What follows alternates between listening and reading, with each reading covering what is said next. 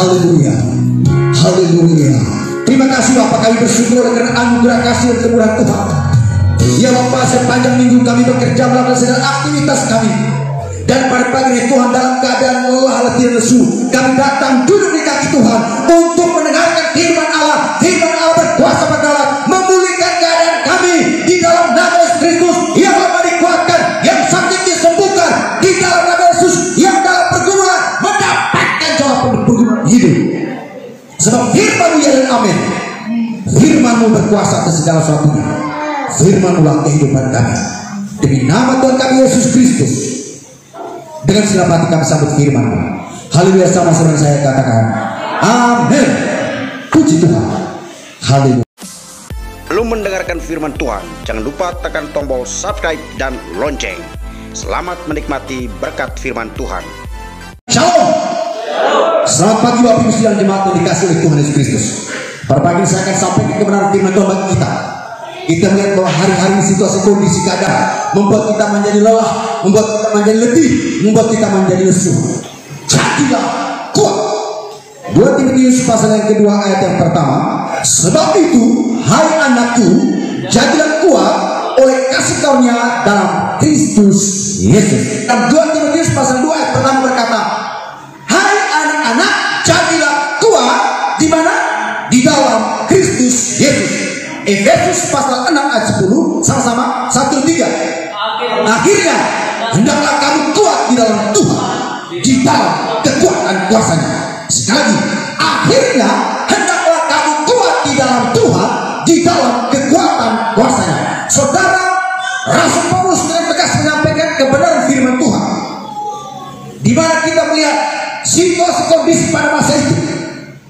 Di tengah-tengah makin hebatnya pertumbuhan kekristenan, namun ketika di tengah-tengah kita melihat kekristenan pada bulan-bulan makin bertumbuh, namun ketika di saat di mana mereka diperhadapkan dengan situasi ancaman, tekanan dan tantangan, tidak semua mereka bertahan di dalam Kristus.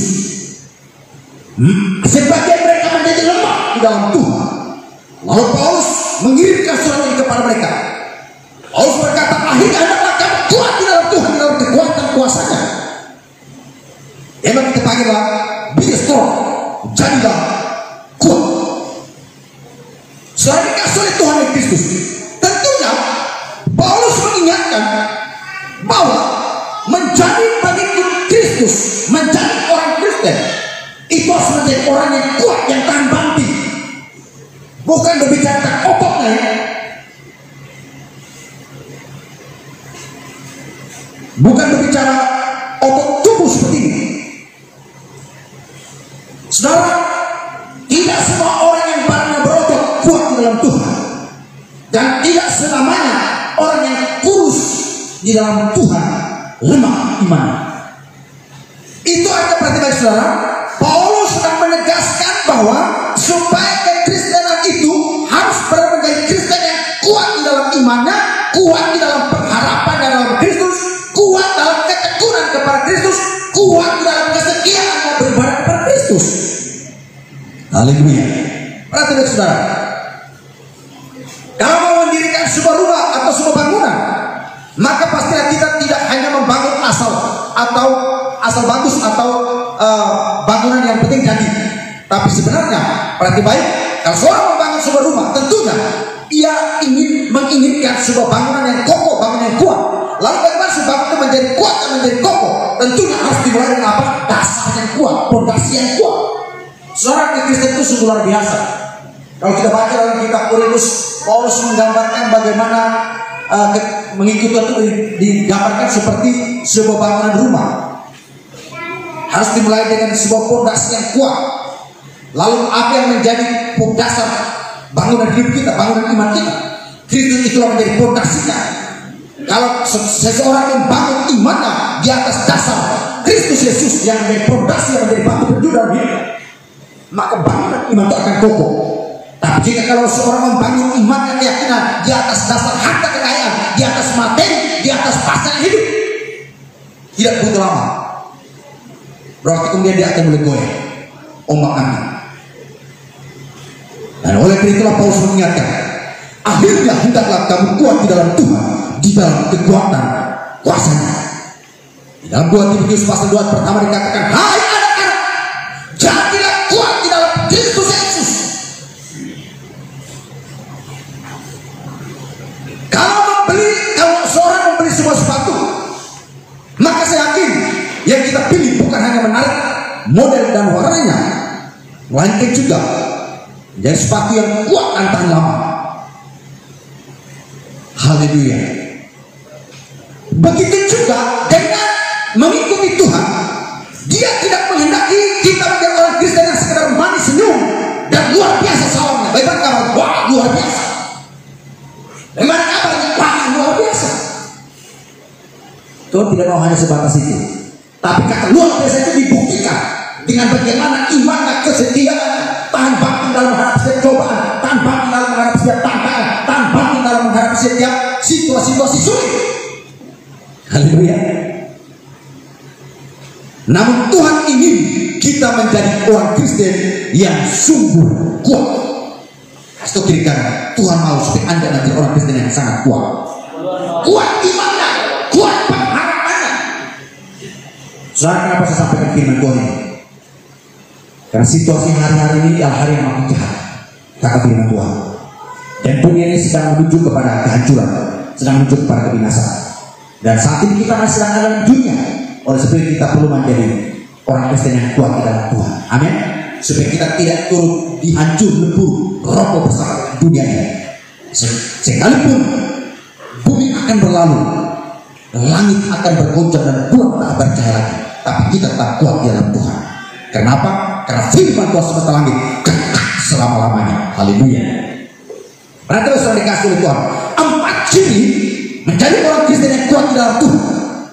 4 ciri menjadi orang Kristen yang kuat, yang tangguh, yang kokoh, yang radikal di dalam Tuhan. Yaitu yang pertama, orang Kristen yang kuat adalah orang Kristen yang mampu mengatasi kegagalan. Katakan amin. Orang yang makin kuat dalam Tuhan adalah orang yang mampu mengatasi kegagalan. Di saat diberi kegagalan, dia mau bangkit dari kegagalan itu, dan dia mau kembali untuk apa? Berdiri tegak di hadapan Tuhan. Itulah orang Kristen yang kuat dalam Tuhan, yaitu yang mampu mengatasi kegagalan. Tapi ketika orang Kristen yang ketika berada di situasi kegagalan, lalu dia mulai kecewa, dan apalagi kecewanya sama Tuhan, sebenarnya dia adalah orang Kristen gampangan. Dia bukan orang Kristen yang kuat, karena dia mudah kecewa sama orang lain, dia menyalahkan orang lain, menyalahkan situasi, yang lebih parah dia menyalahkan Tuhan. Tapi kalau orang Kristen yang kuat, ketika diizinkan mengalami sebuah kegagalan, dia berani bangkit kembali. Dia berani bangkit kembali, memulai kembali dengan satu keyakinan bahwa Tuhan pasti menolong. Haleluya. Perhati baik, di dalam 1 Petrus pasal 1 ayat 6 sampai 7. 1 Petrus pasal 1 ayat 6 sampai 7. Demikianlah firman Tuhan. Haleluya. Dalam 1 Petrus pasal 1 ayat 6 sampai 7. Berarti baik, bergembiralah akan hal itu, sekalipun sekarang ini kamu seketika harus berduka cita oleh karena berbagai pencobaan. Maksud semuanya itu ialah untuk membuktikan apa? Kemurnian imanmu. Maksud semua itu adalah untuk membuktikan kemurnian imanmu yang jauh lebih tinggi nilainya daripada emas yang fana. Saudara, bagi Tuhan, Paulus menjelaskan bahwa iman kita jauh lebih berharga daripada emas yang murni, yang diuji kemurniannya dengan api, sehingga kamu memperoleh puji-pujian dan kemuliaan dan kehormatan pada apa? Pada hari Yesus Kristus menyatakan dirinya. Haleluya. Waktu kedatangan Yesus Kristus yang kedepannya, dia menyongsong di atas awan-awan. Wah, ada satu kebanggaan yang begitu luar biasa, karena dia mendapatkan ada iman yang begitu luar biasa. Ada begitu dahsyat iman yang sangat lebih berharga daripada emas yang murni. Oh, haleluya. Waktu sangkakala berbunyi, Yesus menyongsong di atas awan-awan. Kalau orang-orang percaya yang memiliki iman yang murni, mereka akan berangkat dengan begitu meriahnya sangkakala ditiup oleh para malaikat. Ada sukacita yang besar, kenapa? Menyambut sang mempelai wanita. Kita telah mempelai wanita. Kristuslah sang mempelai pria. Saudara, bagi yang sudah menikah ya, yang baru menikah adalah saudara Jeffrey dan saudara Yoya. Waktu rias itu saudara mana yang paling lama? Rias saudara Jeffrey atau rias saudara Yoya? Tentu saudara, yang paling lama di rias itu adalah yang perempuan. Pengantin pria yang penting udah mandi sisiran pakai gas duduk manis, nunggu si wanita didandan. Saya teringat ketika waktu saya menikah,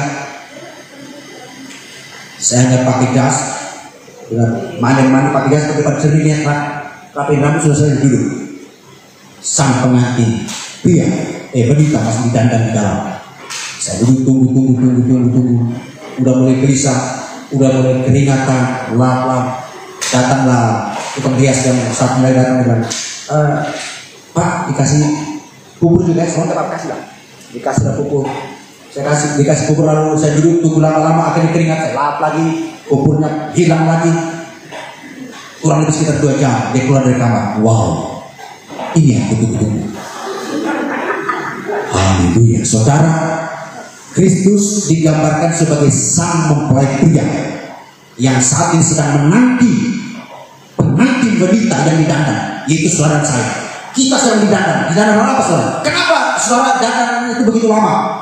Kenapa pengantin wanita dandan begitu lama saudara? Karena supaya tidak boleh ada titik jerawat itu ditutup tebal-tebal, dilapis tebal supaya kelihatan halus mulus. Tidak boleh ada jerawat, tidak boleh ada kehilangan, tidak boleh ada tai nyamuk di situ. Semuanya dipoles dengan macam-macam, saya nggak tahu apa nama-namanya itu. Dipoles berapa lapis. Dari waktu keluar, wow, mulus, bening. Dan saat ini kita sedang didandan. Didandan apa saudara? Supaya tidak boleh ada sedikit pun titik dosa di sana. Supaya tidak boleh sedikit pun ada karakter yang tidak baik di sana. Semua sedang didandan. Kita sedang dipoles saat ini. Amin. Haleluya. Makanya pada waktu sangkakala berbunyi, ada sorak gemuruh, ada begitu luar biasa, sorak meriam begitu luar biasa menyambut sang pengantin wanita. Haleluya. Saudara dikasih Tuhan. Maka di sini Paulus menegaskan, Petrus menegaskan. Petrus berkata, bergembiralah akan hal itu, sekalipun sekarang ini kamu seketika harus berduka cita oleh karena berbagai-bagai pencobaan. Maksud semuanya itu apa? Maksud semuanya itu ialah untuk membuktikan kemurnian imanmu yang jauh lebih tinggi nilainya daripada emas yang fana, yang diuji menurut kemurnian dan dengan api, sehingga kamu memperoleh puji-pujian dan kemuliaan dan kehormatan pada hari Yesus Kristus menyatakan dirinya. Haleluya. Haleluya. Saudara perhati baik, orang yang kuat di dalam Tuhan adalah orang yang mampu mengatasi kegagalan. Bukan orang yang takut gagal, tapi orang yang bangkit dari kegagalan dan berani untuk mencoba lagi. Gagal, bangkit, coba lagi. Jatuh, bangun, coba lagi. Jatuh, dibangun, coba lagi. Haleluya. Ada sebuah lagu, dunia lagu cinta. Jatuh bangun aku mengejarmu. Karena saking mengejar dengan perempuan itu jatuh bangun lagi, jatuh dibangun, sampai dia mendapatkan hati. Saudara, Tuhan mau sudah menjadi orang Kristen yang kuat. Haleluya. Perhatikan, menurut penelitian, manusia dalam satu hari itu gagal 14 kali. Ini menurut penelitian manusia gagal 14 kali dalam sehari. Saudara jangan berpikir, buktinya saya kemarin apa yang saya kerjakan hasilnya. Gagal sini bukan hanya dengan pekerjaan, gagal dalam pikiran, gagal dalam mata. Yang paling banyak gagal itu apa? Mulut. Yang paling banyak gagal itu mulut. Udah ngomong astaga, mulut ini nah. Oh ini nggak sama saudara, kita yang kendalikan ini. Ada suatu cerita, ada 3 ibu, ada 5 ibu-ibu. 5 ibu-ibu terkenal yang mereka tinggal satu komplek, dan kelima-limanya sangat cerewet. Lalu tinggal satu komplek lagi, tinggal satu komplek, cerewet dari 5-limanya. Suatu ketika kelimanya mengambil keputusan, kita berpuasa selama 5 hari. Tidak boleh. Bukan. Kita berpuasa selama 1 hari, tidak boleh ngomong. Karena kita sering diceritakan orang kata kita yang paling cerewet. Akhirnya mereka ambil keputusan selama 1 hari 24 jam full. Mereka boleh lakukan aktivitas tapi tidak boleh ngomong. Mereka berpuasa. Akhirnya mereka melakukan pekerjaan tapi puasa nggak boleh ngomong. Tetap makan tapi nggak boleh ngomong. Jadi kita kalau suaminya bertanya, "Mak, mana jaketku?" Dia bilang, "Jaketku mana?" Akhirnya mereka berpuasa. Eliminnya berpuasa. Pada pagi hari aman pagi hari. Jam 10 yang satunya ketika anak berpanggil ma, dia sudah gak sabar dengan ibu yang satu bilang, gagal kau. Akhirnya yang satu bilang, ngomong sama dia, kau tuh gagal. Akhirnya yang keempat bilang ini, syukur aku masih tahan. Jam 5 sore yang kelima berkata, puji Tuhan, saya berhasil memberikan 4 gagal. Pertanyaan saya, siapa yang lolos sampai 24 jam? Nggak ada yang lolos. Karena yang satu bilang, yang satu bilang, kau kita puasa. Yang satu bilang, kau ngomong. Yang keempat bilang ini, loh, kau tuh ngomongin dia. Yang kelima berkata, syukur aku aja yang bertahan. Padahal dia ngomong. Akhirnya gagal semua. Nah, jadi menurut penelitian manusia, gagal sebanyak 14 kali dalam sehari dalam hidupnya. Jadi gagal itu sesuatu yang normal sudah dikasih oleh Tuhan. Tetapi tetap tinggal dalam kegagalan, itulah yang tidak normal. Kasih kiri kanan. Kalau kau gagal itu normal. Yang menjadi tidak normal adalah saudara nyaman dengan kegagalan itu, tetap tinggal dalam kegagalan. Jadi ingat, 1 hari 14 kali gagal bukan hanya berbicara tentang pekerjaan, bukan hanya berbicara tentang gagal membuat usaha, tapi juga gagal dalam mata, gagal dalam perkataan, gagal dalam mulut kita, hati kita, pikiran kita, gagal dalam pikiran. Haleluya. Seorang pria berkata, Tuhan aku menjaga kekudusan hari. Dia berdoa, Tuhan aku menjaga. Lalu ketika dia keluar rumah, dia melihat Bathsheba lewat. Dia berpikir, ini godaan. Dia langsung balik buka godaan ini. Tapi pikiran sudah mulai melayang-layang, berputar-putar ke sana sini. Gagal. Jadi pertimbang. Pemenang bukanlah mereka yang tidak pernah gagal, melainkan mereka yang tidak pernah berhenti mencoba. Amin. Jadi pertimbang. Orang yang kuat dalam Tuhan yang pertama apa? Mereka yang mampu mengatasi kegagalan. Ingat, pemenang bukanlah mereka yang tidak pernah gagal, melainkan mereka yang tidak pernah berhenti untuk mencoba. Haleluya.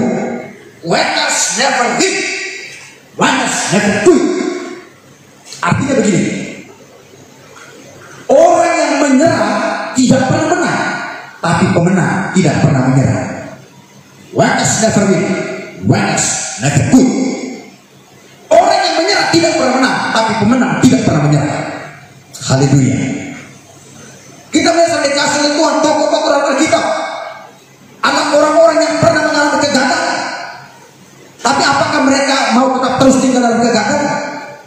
Kita melihat Adam pernah gagal. Gagal di mana Tuhan memberikan segala perintah, segala sesuatu dilakukan, hanya satu Tuhan katakan, tidak boleh kau sentuh itu kok. Adam gagal bersama istrinya Hawa. Abraham pernah gagal. Apa kegagalan Abraham? Tidak sabar menanti janji Tuhan. Dia berpikir ini udah mati, ini udah tua, ada anak-anak, pembantunya digosoknya. Gagal.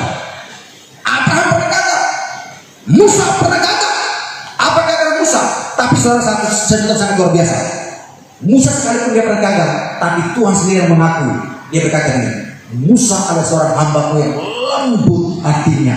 Padahal Musa pernah gagal dalam kemarahan. Waktu bangsa Israel terus meminta-minta, ngotot terus minta ini, akhirnya Musa mulai marah. Lalu Tuhan katakan, tunjuk itu tongkat gunung batu. Musa karena marah dia dikatakan dipukulnya berkali-kali. Tuhan berkata, Musa, oleh karena engkau melanggar kekudusan, engkau tidak bisa masuk ke sana. Tapi Tuhan berkata, Musa adalah hamba-Ku yang baik dan lembut hati. Bayangkan, kenapa saudara? Karena sekalipun Musa marah, tapi Musa bangkit dari kegagalan itu. Dia tetap sabar menghadapi bangsa Israel yang tegak tengkuk. Bagaimana saudara, kita hanya menghadapi 1-2 anak saja, kadang kita boleh menyerah, dan kadang kita berpikir, udahlah aku kirim kau tinggal ke sama nenekmu sana, tinggal kau sama opamu di sana, tinggal kau sama opamu di sana. Udahlah sahabat kita. Musa menghadapi bukan cuma 1-2 orang. Musa menghadapi ribuan orang yang tegak tengkuk. Apa bagaimana itu? Musa agak stres. Tapi Musa mau bangun dari kegagalan itu. Daud pernah gagal. Daud. Dia mampu menaklukkan Goliat, si manusia raksasa. Tapi dia ditaklukkan oleh Bathsheba. Tenang. Tapi apakah Daud mau nyaman dengan kegagalan itu? Oh tidak. Waktu Nabi Nathan datang dan menyampaikan kepada Daud atas dosanya. Saudara, Daud adalah salah satu raja yang sangat rendah hati. Apa kata Daud kepada Nabi Nathan? Serukanlah kepada umat Israel bahwa raja telah jatuh dalam dosa, raja telah berdosa. Bayangkan kerendahan hati Daud luar biasa. Mereka mau pikir mereka orang yang mau bangkit, karena mereka yang mau bangkit dari kegagalan itulah. Makanya saudara, kita melihat bahwa hidup mereka luar biasa, hidup mereka luar biasa. Mereka adalah orang-orang yang kuat di dalam Tuhan. Petrus pernah gagal. Kegagalan Petrus parah. Menyangkal Tuhan Yesus 3 kali. Bukan cuma 1 kali, bukan cuma 2 kali, 3 kali.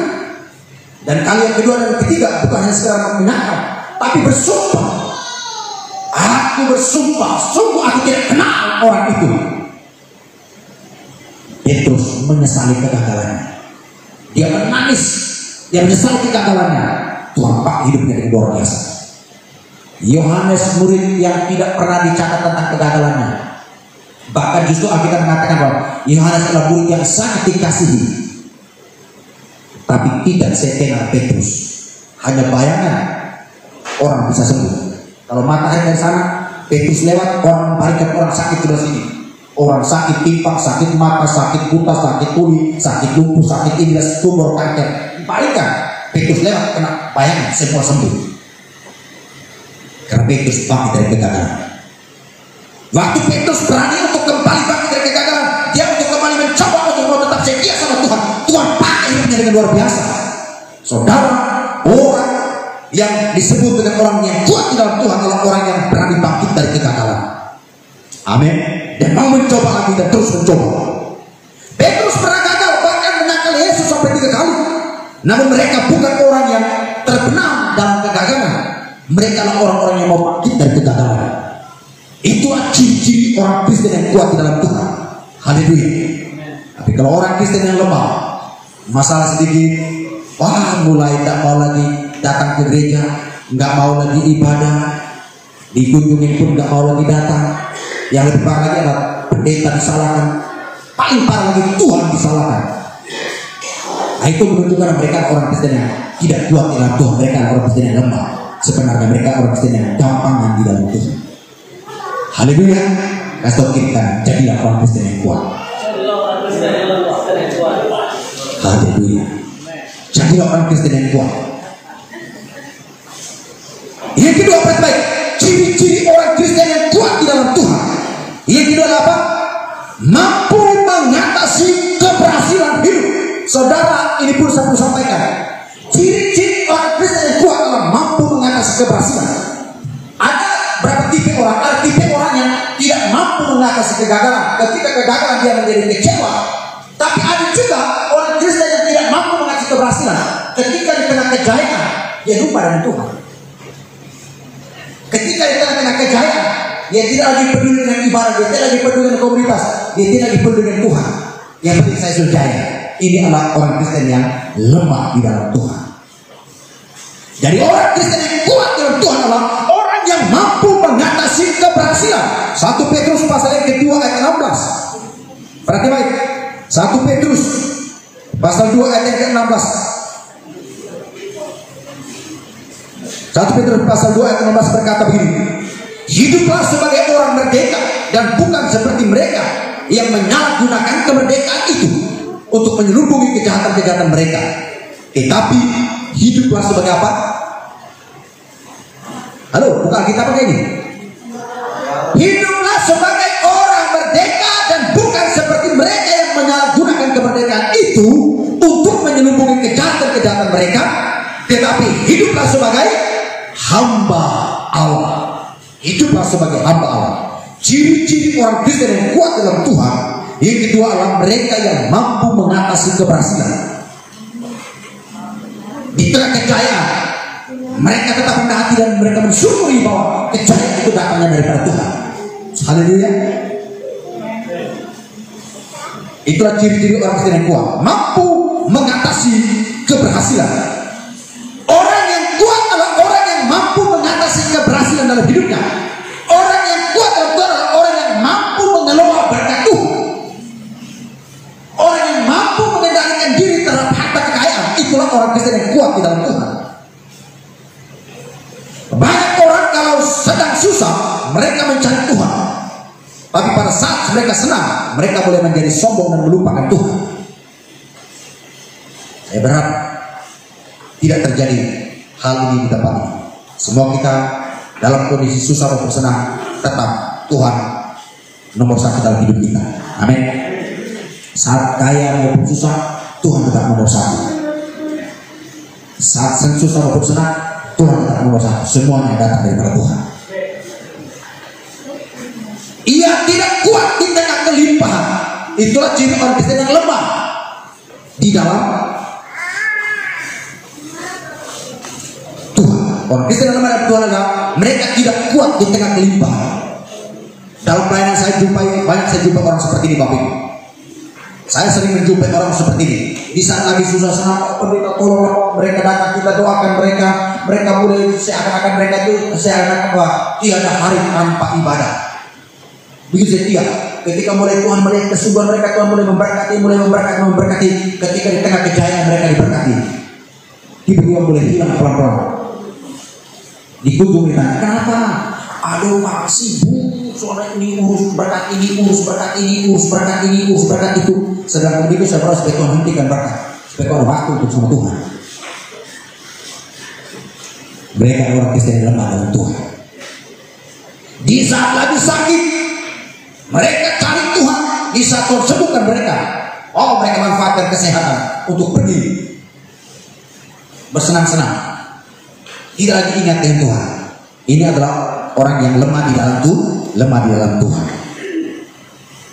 Kita lihat ada contoh dalam kita orang yang lemah dalam Tuhan. Jadi kita lihat Raja Uzia. Raja Uzia adalah orang yang tidak kuat di dalam Tuhan. Raja Uzia adalah salah satu raja yang paling muda dan paling kecil di Israel. Umurnya 16 tahun pada waktu diangkat jadi raja karena Amazia ayahnya dibunuh. Di dalam 2 Tawarik pasal yang ke-26 ayat 5 dikatakan, ia mencari Allah selama hidup Zakaria. Ia mengajarnya supaya takut akan Allah.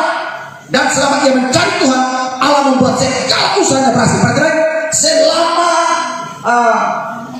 Uzia mencari Tuhan dengan sungguh-sungguh, Tuhan membuat segala usahanya berhasil.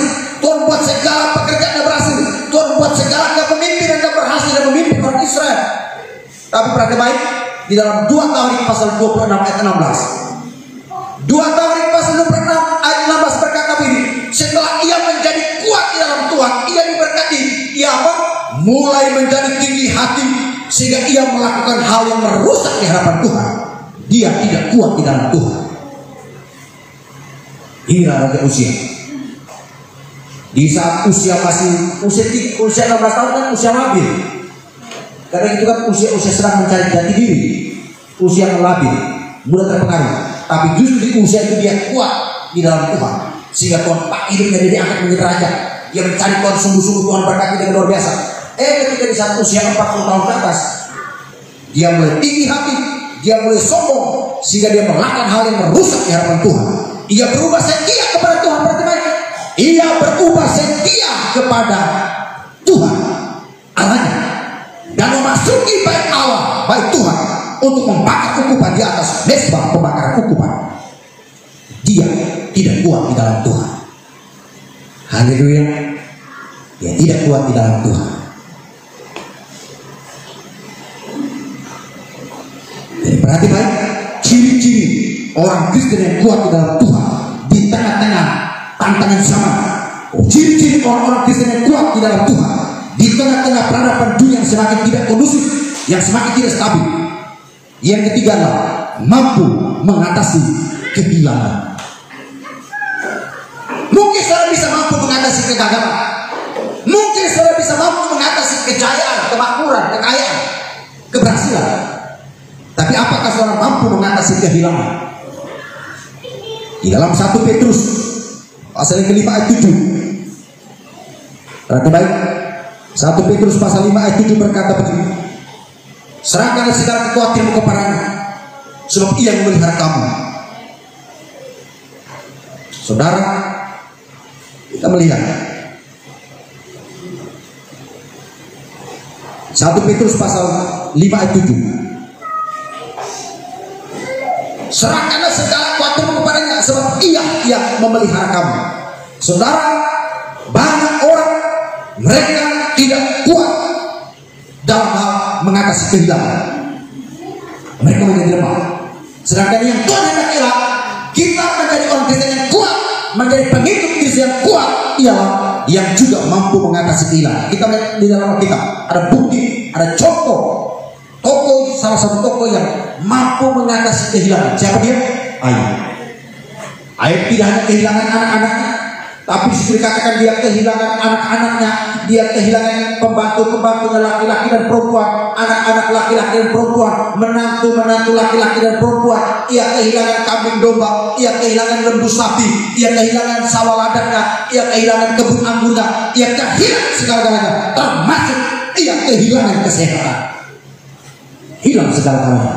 Tinggal satu yang dia harapkan, istrinya setidaknya bisa menguatkan dia, menghibur dia. Istrinya pun tidak sepaham dia, dan istrinya berkata, "Kutubilah Tuhan Allah, Ayub kehilangan segala-galanya." Dia kehilangan sukacita dan sejahtera, kehilangan sahabat-sahabat.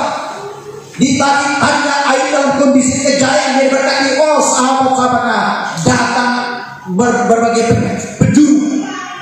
Tapi ketika Ayub mengalami sakit penyakit, sahabat-sahabatnya pun datang memberikan nasihat, bukan untuk membangun, tapi memberikan nasihat sebagai penghakiman, menghakimi Ayub. Di tengah-tengah sahabat-sahabat menghakimi dia, Ayub tetap berkata, "Aku mau menerima segala sesuatu daripada Tuhan, entah itu baik entah itu tidak baik. Aku mau terima semuanya, karena semuanya datang dari Tuhan." Wow, Ayub adalah orang yang mampu mengatasi kehilangan. Haleluya. Saudara, kadang-kadang ketinggalan HP, saudara sudah gelisah dan minta apa? Ada yang ketinggalan HP tadi di rumahnya, sehingga dia dengar firman Tuhan konsentrasi. Kasih tahu, sebesar bukan sebesar kita patut ngambil dia HP tahu. Saudara, Ayub mampu mengatasi kehilangan. Wow, orang yang kuat dalam Tuhan adalah orang yang mampu mengatasi kehilangan dalam kehidupannya. Bagaimana reaksi kita ketika kehilangan sesuatu yang paling berharga dalam kehidupan kita? Seperti harta milik, mobil, motor, rumah, anak, kesehatan, pekerjaan dan sebagainya. Banyak orang menjadi stres karena kehilangan pekerjaan. Banyak orang menjadi stres karena kehilangan kesehatan. Banyak orang menjadi stres karena kehilangan keluarga, kehilangan anak, suami dan istri. Saya pernah jumpai orang mau bunuh diri karena anaknya meninggal. Anaknya sakit meninggal, dia mau bunuh diri. Untung dia masih bisa dicegah. Keluarga dikasih tahu bilang, "Pak, ini Tuhan yang kasih. Kapanpun Tuhan mengambil itu haknya Tuhan. Kenapa kau sampai mau bunuh diri?" Kalau saudara sampai kamu bunuh diri, berarti sebagai bukti bahwa kamu kecewa sama Tuhan. Tapi ketika engkau kehilangan anakmu, suamimu, istrimu, lalu engkau berkata, Tuhan, aku bersyukur karena engkau yang memberi, engkau yang mengambil. Sebab itu sebagai bukti bahwa saudara orang yang kuat di dalam Tuhan. Haleluya. Jadilah orang Kristen yang kuat di dalam Tuhan. Dalam hal apa? Mengatasi kehilangan. Apakah kita tetap mengasihi Tuhan di tengah-tengah kita mengalami kehilangan? Tetap mengasihi Tuhan atau mulai kecewa dan mulai marah? Mari kita tetap mengasihi Tuhan. Ayub dalam satu malam kehilangan segala-galanya. Di dalam Ayub pasal pertama ayat 20 berkata baik. Ayub pasal pertama ayat 20 berkata begini, maka berdirilah Ayub lalu mengoyakkan jubah dan mencukur kepalanya, kemudian sujudlah ia dan menyembah. Di dalam Ayub pasal 1 ayat 21 ia menyembah dan katanya, dengan telanjang aku keluar dari kandungan ibuku, dengan telanjang juga aku akan kembali ke dalamnya. Tuhan yang memberi, Tuhan yang mengambil. Terpujilah Tuhan. Perhatikan kalimat ini, terpujilah Tuhan. Itu artinya dia memuji Tuhan di tengah-tengah kehilangan. Haleluya. Dia menyanjung Tuhan di tengah-tengah kehilangan. Allah yang memberi, Allah yang mengambil, Allah yang memberi, Allah juga yang mengambil dan kembali. Terpujilah Tuhan semesta langit. Dia yang maha kuasa, dia berdaulat atas segala apa yang diberi, termasuk hidup kita di Tuhan punya. Kapan Tuhan mau ambil? Kita tidak bisa berkata, oh jangan Tuhan, jangan saya belum kawin. Jangan Tuhan, jangan istriku hamil dan belum melakukan. Tidak bisa kita berkata begitu. Tuhan punya, kapan Tuhan mau ambil? Jangan berkata, jangan Tuhan, anakku masih kecil, nanti siapa yang bimbing dia tentang masa depannya? Tuhan yang berkuasa atas semuanya. Kalau Tuhan ambil saya hari ini, Tuhan berdaulat atas masa depan anak saya. Kalau Tuhan ambil kita hari ini, Tuhan berdaulat atas masa depan anak cucu kita, keturunan kita. Amin. Jadilah orang Kristen yang mampu mengatasi kehilangan. Haleluya. Di dalam Ayub pasal pertama ayat yang ke-22, dalam kesemuanya itu Ayub tidak berbuat dosa dan tidak menuduh Allah berbuat yang kurang patut. Wow, perhatikan saudara, begitu luar biasanya Ayub memuliakan Tuhan di tengah kehilangan. Maka di Ayub pasal yang pertama ayat 22 dikatakan, dalam kesemuanya itu Ayub sama sekali tidak berbuat dosa dan tidak menuduh Allah berbuat yang kurang patut. Haleluya. Satu keluarga dalam kondisi kurang ekonomi, lalu mereka tiap kali pergi mancing, satu keluarga ke laut mancing, Tuhan tidak kasih. Mereka datang sama pendeta menangis. Pendeta berkata, oke, aku akan berdoa supaya Tuhan memberkati kalian. Di saat kalian pergi laut, kalian mancing, Tuhan berkati supaya ikan datang. Wow, mereka mancing, Tuhan kasih ikan. Akhirnya mereka sampai lupa hari itu. Lalu mereka turun mancing, Tuhan tidak kasih lagi ikan.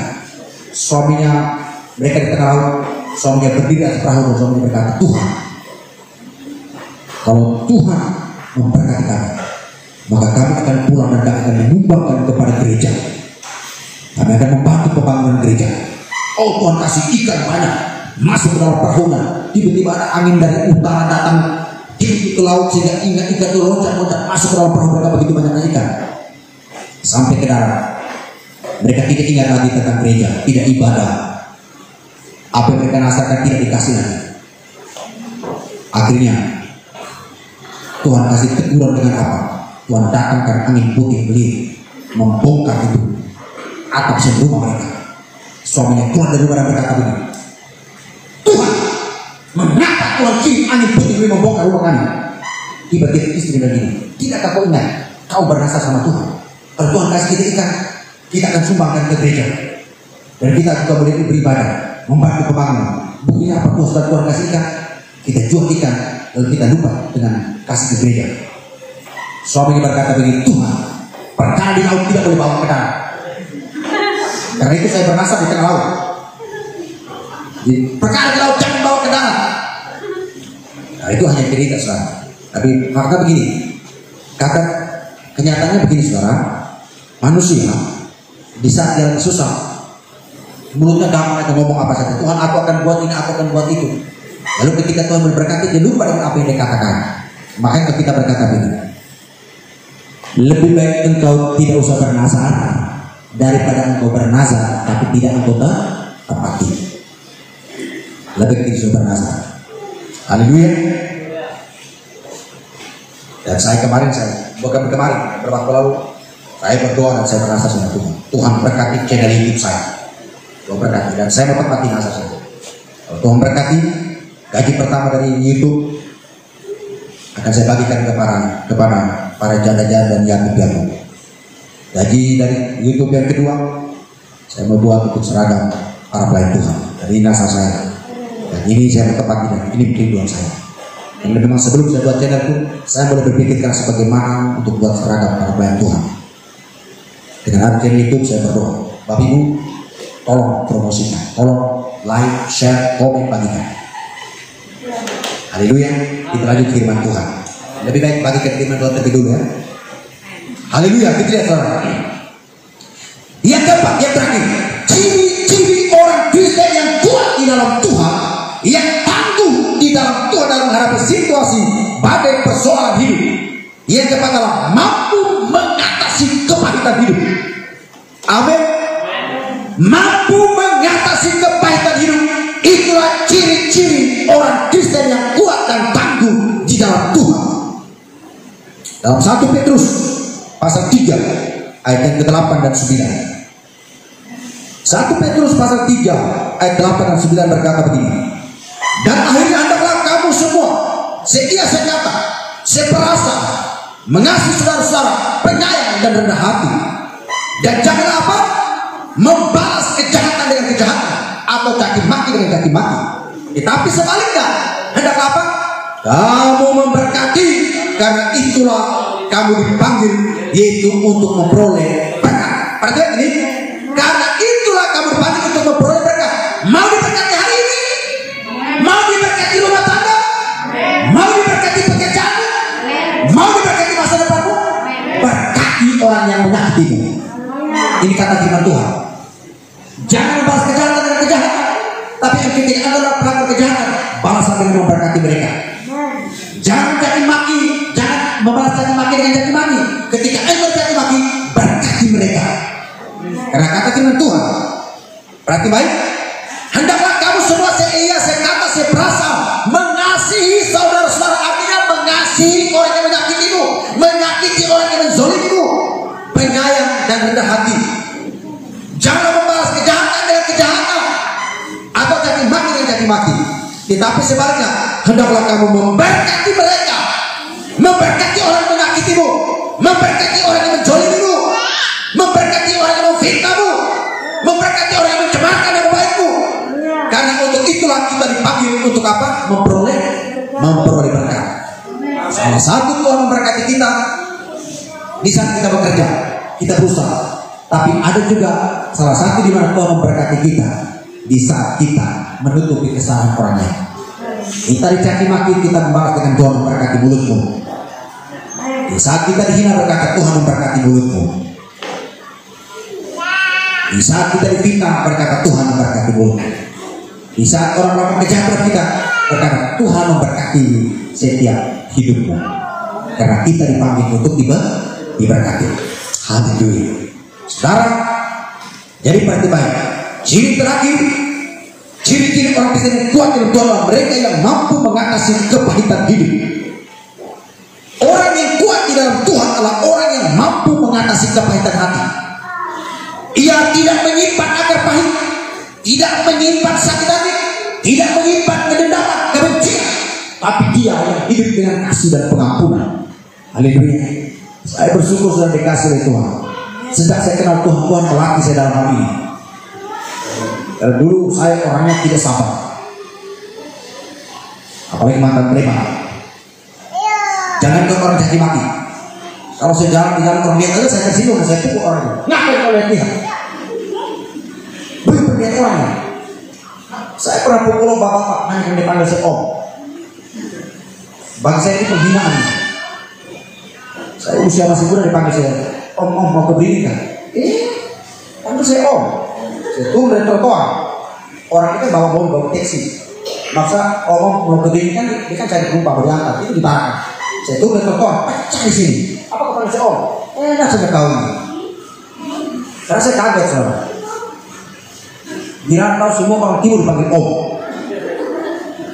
Padahal di kampung itu om itu artinya paman. Om itu saudara mama. Di sini Om Sony. Semua om. Lebih parah lagi di Malaysia. Perempuan seperti om. Parah ini. Pokoknya lihat kalau perempuan orang timur di Malaysia dipanggil om. Jadi orang Kristen yang kuat adalah orang yang mampu mengatasi kepahitan hidup. Tapi sejak dimana saya kenal Tuhan, waktu saya mulai kenal Tuhan, saya berhidup untuk Tuhan. Tuhan membentuk saya dalam hal ini. Saya berapa kali difitnah, berapa kali caci maki, berapa kali tuduhan gagah. Sempat masalah seperti kayak memuncul. Apakah saya harus kesana hajar mulutkan ke bagaimana? Karena sempat saya ngeluarin kata-kata ini, kalau orang ngomong lagi, aku cabut coba giginya. Tapi ketika setelah saya renungkan ini, Tuhan membentuk saya. Setelah saya baru dibaptis, baru 2 minggu dibaptis, naik pick up di Tarakan, baru 2 minggu naik dibaptis, naik pick up. Orang teriak, kok teriak? Saya turun patah semua gigimu itu. Lalu saya sadar, astaga saya ini baru dibaptis. Sedang Tuhan ampuni saya belum sampai bertindak, baru ngomong. Dan Tuhan melihat bahwa ini belum sempurna. Tuhan terus proses. Sampai saya sekolah kita jadi pendeta jadi hamba Tuhan terus diproses dengan fitnahan, caci maki, tuduhan macam-macam. Wah, saya mulai belajar bersyukur sama Tuhan. Tuhan telah melembutkan hati saya. Tuhan telah membentuk saya. Mampu mengatasi kepahitan hidup. Mampu mengatasi kepahitan. Kasih kiri kanan. Jangan menyimpan akar pahit. Karena kalau engkau kasih kiri kanan, kalau engkau simpan akar pahit, kau sendiri merasakan pahit. Kalau kau simpan akar pahit, jadi pahit. Benar saudara. Kalau saudara simpan akar pahit, tidak mungkin orang lain yang merasakan pahit. Saudara sendiri rasa pahit. Dan jangan menyimpan akar pahit. Jangan menyimpan dendam. Jangan menyimpan kebencian. Tapi milikilah segudang stok pengampunan dari surga. Amin. Ketika waktu saya difitnah, saya bilang ini, terpujilah Tuhan, karena engkau telah menyediakan segudang stok pengampunan sehingga saya masih bisa mengampuni. Haleluya. Haleluya. Orang yang kuat dalam Tuhan adalah orang yang mampu mengatasi kepahitan hidup. Orang yang mudah tersinggung atau terluka sebetulnya orang yang lemah di hadapan Tuhan. Lebih parahnya lagi dengan khotbah tersinggung. Dengan khotbah pulang. Apa yang aku yang ke gereja? Sampai saat kita kok dosa kita di khotbah, mana aku tahu dosa? Kan Tuhan yang tahu. Pendeta Frans berkata, kalau saya khotbah ada yang tersinggung, oh saya bangga, berarti saya khotbah di tengah-tengah makhluk hidup. Kalau saya khotbah berada yang tersinggung, apakah saya berkhotbah sama batu? Ya saudara, orang yang mudah tersinggung atau mudah terluka sebenarnya orang yang lemah di hadapan Tuhan. Amin. Saudara adalah orang yang kuat di dalam Tuhan. Haleluya. Tidak ada orang yang suka diejek, dicela ataupun dikritik. Namun apabila kita tidak rela menerima semua itu, karena Yesus Kristus, sebetulnya kita tidak layak bagi kerajaan Allah, alias orang yang lemah. Dan orang yang layak bagi kerajaan Allah adalah orang yang mau menerima kritikan, teguran, hinaan, ejekan, olokan. Yesus sebagai sang guru agung telah memberikan contoh yang sempurna bagi kita. Dia dicaci maki, dia diam saja. Dia ditampar, mukanya ditutup lalu ditampar, lalu mereka berkata, coba sebut siapa yang menamparmu? Yesus tahu tapi sekalipun mukanya ditutup, tapi dia tetap diam saja. Ketika Pilatus bertanya, hei, apa kena tuduhan terhadap engkau? Yesus diam saja, tidak memberikan jawaban. Hanya satu yang memberikan jawaban. Ketika ditanya, apakah engkau adalah Mesias? Dia tidak berkata iya, tapi dia berkata engkau yang mengatakan. Tetap sabar, tetap sih. Saudara, jadilah orang Kristen yang kuat dalam Tuhan. Dalam Matius pasal yang ke-5 ayat ke-10, berbahagia orang yang dianiaya oleh sebab kebenaran, karena mereka yang mempunyai kerajaan surga. Berbahagialah engkau yang difitnah, engkau yang dicaci maki. Berbahagialah engkau yang dihina, engkau yang dizolimi. Berbahagialah engkau yang difitnahkan. Berbahagialah engkau yang dicurangi, karena engkau yang mempunyai kerajaan surga. Amin. Haleluya. Karena engkau yang mempunyai kerajaan surga. Kasih kiri kanan, kita yang punya kerajaan surga. Jadi kalau yang sakit hati, dendam, kebencian, kasih tahu dengan hati-hati, jangan sampai kau kehilangan surga. Dalam Matius pasal yang ke-5 ayat yang ke-11 berkata, berbahagialah kamu jika karena aku kamu dicela dan dianiaya, dan kepadamu difitnahkan segala yang jahat. Dalam Matius pasal yang ke-5 ayat yang ke-12 berkata, bersukacitalah dan bergembiralah karena upahmu besar di surga. Sebab demikian juga telah dianiaya nabi-nabi yang sebelum kamu. Yusuf menang atas kepahitan hidup. Kita lihat dalam Alkitab ada seorang tokoh yang sebenarnya hidup dalam kepahitan yang luar biasa, yaitu Yusuf. Tidak melakukan kesalahan apa-apapun, justru malah dia dimasukkan ke dalam sumur, lalu dikeluarkan dari dalam sumur, dijual. Lalu si Potifar, si saudagar membeli, dia bawa ke Mesir. Dia pikir, oh bagus juga nih, saya jual, saya beli 500, jual 1 juta. Dijual dari rumah Potifar. Di rumah Potifar, istri Potifar dia, ini orang ini enak juga, dia ganteng juga dia. Difitnah lagi, diceblokkan ke dalam penjara. Wah, kepahitan Yusuf itu luar biasa. Luar biasa hidupnya, penuh dengan kepahitan. Tapi dia tidak mau menyimpan kepahitan itu. Dia mengampuni abang-abang, dia mengampuni istri Potifar. Di dalam penjara, dia telah menolong seorang nabi itu keluar dan melupakan dia beberapa tahun lamanya. Yusuf tetap hidup dalam kasih dan pengampunan. Akhirnya dari dalam penjara dikeluar, bukan dibebaskan karena sudah selesai masa tahanan, tapi dikeluarkan karena mau diangkat jadi perdana menteri. Tidak ada sejarah seperti itu. Orang keluar dari penjara antara dua, sudah habis masa tahanan atau karena memang mendapatkan remisi karena berkelakuan baik. Yusuf dikeluarkan dari penjara bukan karena remisi, bukan karena sudah selesai masa tahanan, tapi karena mau diangkat jadi perdana menteri. Wah, luar biasa. Amin. Haleluya. Haleluya. Saya tutup. Berarti bisa dikasih oleh Tuhan. Di Amerika Serikat dulu pernah ada seorang yang bernama Johnson yang bekerja selama puluhan tahun di sebuah perusahaan. Suatu saat ketika perusahaannya mengalami kebangkrutan dan pada akhirnya Johnson dipecat dan merasa sangat jengkel. Orang yang bekerja setengah-setengah, orang yang bekerja asal-asalan di tengah perusahaan goyang, orang itu tidak dipecat. Tapi Johnson yang bekerja setia, bekerja dengan tekun tepat waktu, bekerja dengan jujur, malah di tengah perusahaan lagi goyang, Johnson dipecat. Dia begitu merasa sakit hati karena kehilangan pekerjaan, sedangkan dari hasil pekerjaan itu untuk menghidupi istri dan anaknya.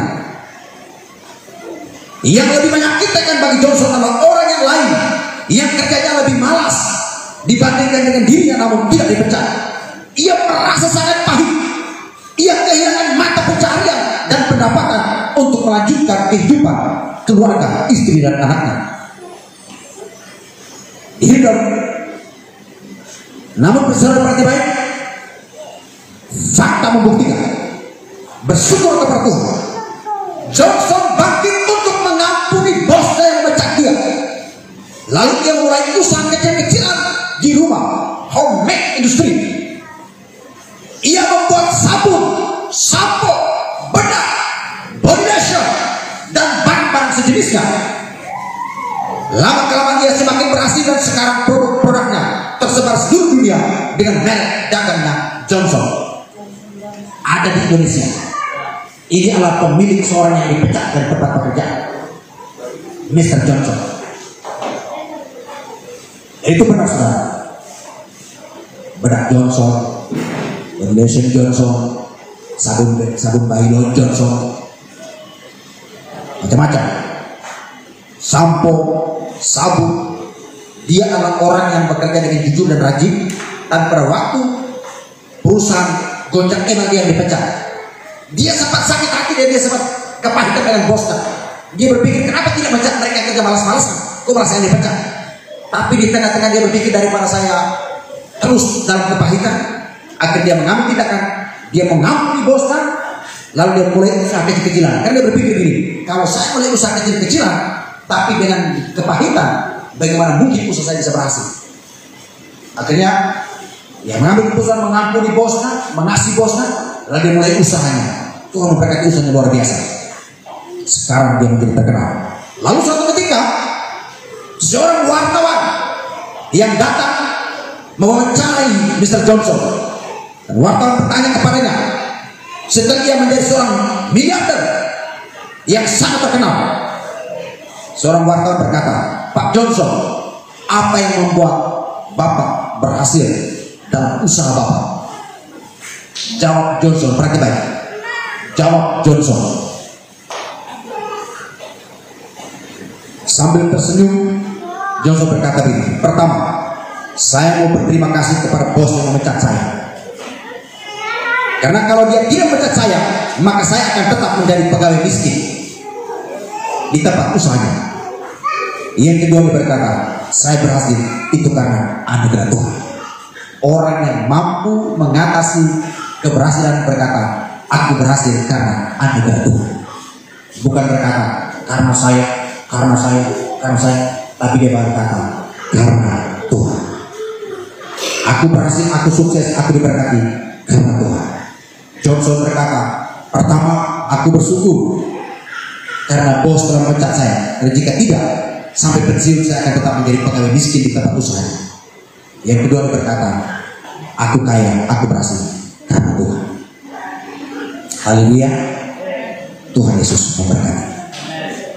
Yesus, namamu indah, kau kekasih hatiku, kau dambaan jiwaku. Yesus, cinta padamu, selalu dekat padamu, itu kerinduanku. Sekali Yesus namamu indah dengan iman.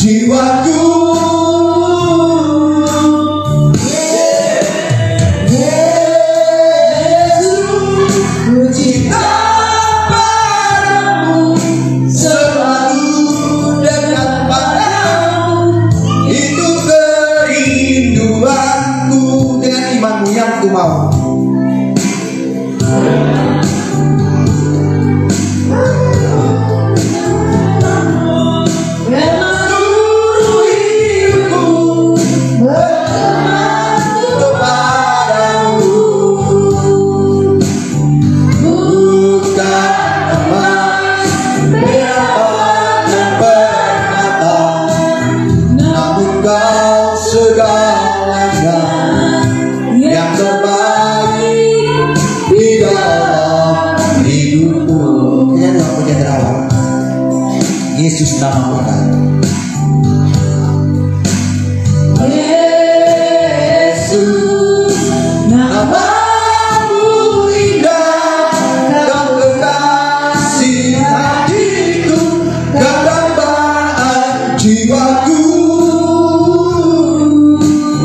Yesus, puji padamu, selalu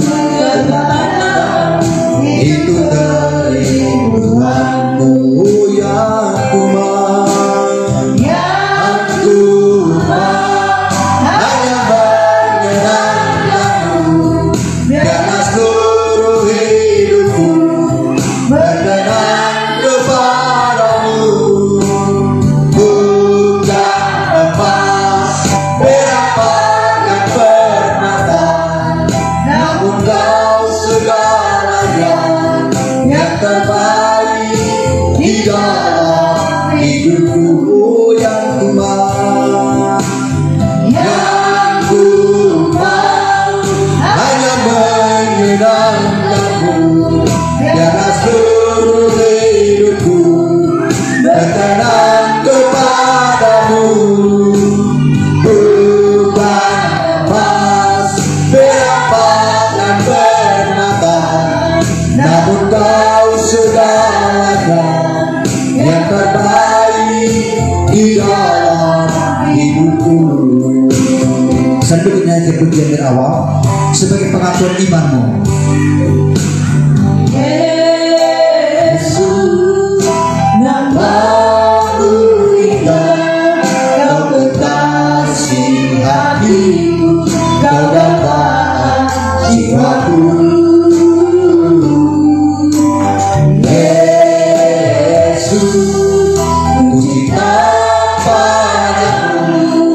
Selalu dekat padamu, itu kerinduanku.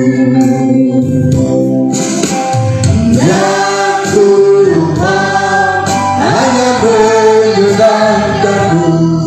Biarlah seluruh hidupku berkenan kepadamu.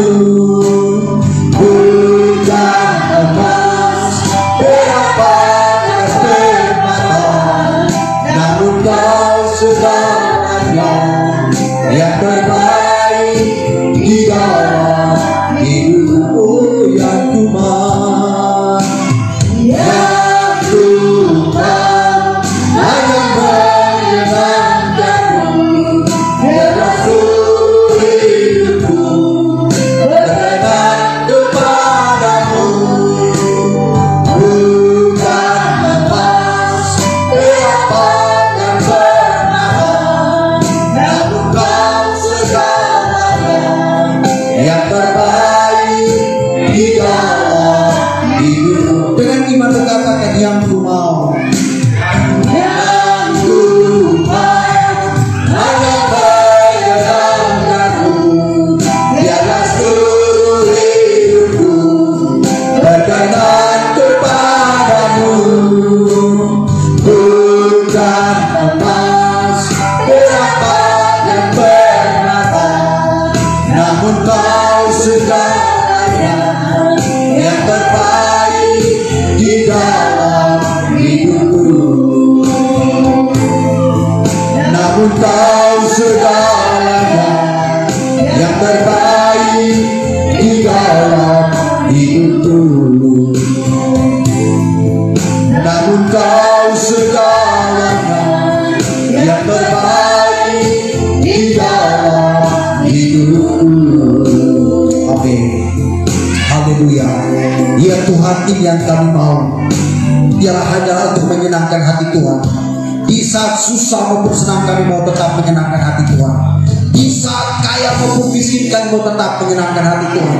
Di saat sakit maupun sehat, ini yang kami mau, ialah menyenangkan hati Tuhan.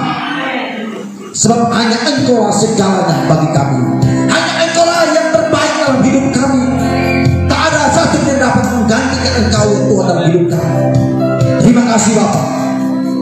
Kalau mungkin saat ini, jemaat ini, ada yang saat ini sedang merasa sakit hati, Tuhan sembuhkan. Tuhan, balutlah luka hati mereka, luka hati mereka. Kalau mungkin saat ini ada yang sedang sakit secara fisik, Tuhan sembuhkan mereka. Kalau mungkin saat ini ada yang dalam kondisi kekurangan, Bapak berikan berkat berkecukupan bagi mereka. Kalau yang mungkin saat ini sedang kehilangan, ya Bapak, Engkau yang menolong mereka, memampukan mereka untuk mengatasi kehilangan, mampu mengatasi kepahitan hidup, mampu mengatasi keberhasilan dan kesuksesan. Mereka menjadi orang-orang yang kuat di dalam Tuhan. Mereka menjadi jemaat yang radikal, jemaat yang tangguh di dalam Tuhan. Diberkati dengan kehidupan jemaat ini Bapak. Di dalam nama Yesus Kristus, kuduskan jemaat ini, sucikan jemaat ini. Saat ini kami masuk dalam perjamuan suci untuk menikmati roti anggur, yaitu adalah tubuh darah Tuhan Yesus.